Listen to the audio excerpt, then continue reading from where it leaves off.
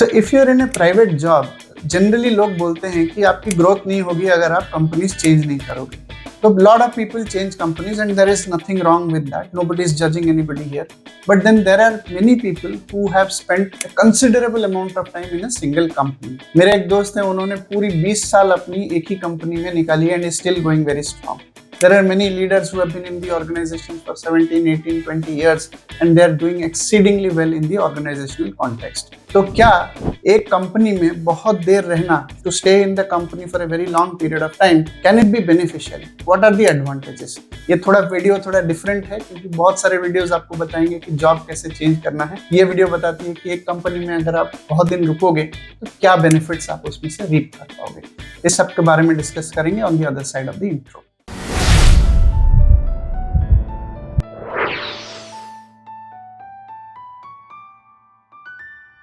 सबसे पहला point, when you spend a long time in a particular company, आप वहाँ की पीपल और प्रोसेस से बहुत घुल मिल जाते हो. You get very acquainted with the culture of the organisation. You find a way to navigate in the organisation in a seamless and effortless way. ये एक बहुत बड़ा एडवांटेज है. Lot of people will tell you it is about comfort zone, but to me it is not about comfort zone. You can use this familiarity, you can use this your acquaintancy with the culture, your tenure in the organization to your own advantage. तो ये एक बड़ा aspect है जो आता है with tenure, but of course you have to be conscious about it to make these connections. Second point, जो लोग बोलते हैं कि अगर आप एक ऑर्गेनाइजेशन में बहुत दिन रह जाते हो तो आपको अपॉर्चुनिटीज नहीं मिलती. But if you are working for a fairly large organization, there are many teams, many departments, many small little teams, cross-functional teams, and many opportunities which are there. What you need to know is you need to understand that these opportunities exist and you need to push yourself out of the comfort zone.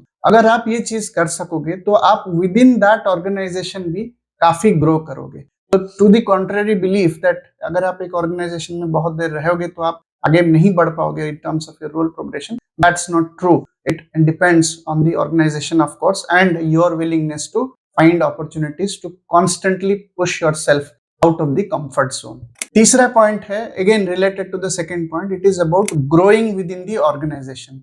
As I have said, a lot depends on you. चाहे आप एक company में रहो या आप multiple companies change करो, there are certain evergreen skills which you will need. अगर आप सेम कंपनी में रह रहे हो, we hardly network, तो ये एक बहुत इंपॉर्टेंट स्किल है कि आप अपनी खुद की कंपनी में कैसे नेटवर्किंग करोगे, कैसे आपको ज्यादा से ज्यादा लोग जान पाए. आप अपनी ग्रोथ स्किल्स पे काम करोगे, आप अपनी लीडरशिप स्किल्स पे काम करोगे, स्टोरी टेलिंग स्किल्स पे काम करोगे, you work on building your executive presence. All of this is important in your current job as well as if you're hopping jobs. But the point is, even staying within a company, the tenure is not what is detrimental to your growth. It is not building these skills and not acting upon these skills that is what is going to be detrimental to your growth. ये एक fair understanding है जो एक working professional को समझनी चाहिए. Fourth point है compensation. थोड़ा sensitive पॉइंट है, but इस पॉइंट पे जो popular opinion है वो ये है कि अगर आप एक कंपनी में बहुत दिन रहते हो तो आपकी compensation उस रेट से नहीं बढ़ती है. ये एक बहुत ही close to a very true statement है क्योंकि आपकी एक रेगुलेटेड ग्रोथ होती है in terms of your compensation. I accept this point और ये ट्रू भी है. बट उसी कॉन्टेक्स्ट में if you happen to use your growth skills, leadership skills, networking skills, all these kinds of skills and you are able to jump up the ladder in terms of your promotions, you will be expected to have a fair compensation at the current job. But हाँ, ये सबके लिए नहीं होता है. सो compensation एक ऐसा point है जो शायद थोड़ा सा हिट लेता है अगर if you are staying in the company for a very long time. पांचवा पॉइंट है कि your possibility of making an impact. दोस्तों, जॉब तो हम सब करते हैं लेकिन some of us also believe in making an impact in what we do.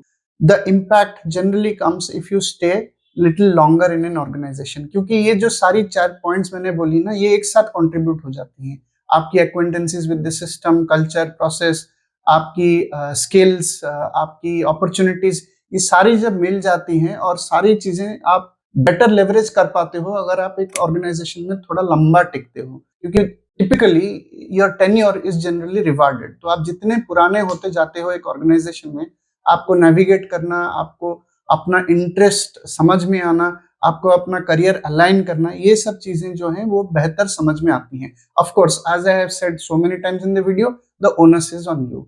तो इन कंक्लूजन मैं ये बताना चाहता हूँ कि एक कंपनी में देर तक रुकना या कंपनीज शिफ्ट करना ये पर्सनल चॉइस है, and it also depends on what you prioritise for your career. But having said that, none of these is out and out good or out and out bad. You have to look at it from a balanced perspective.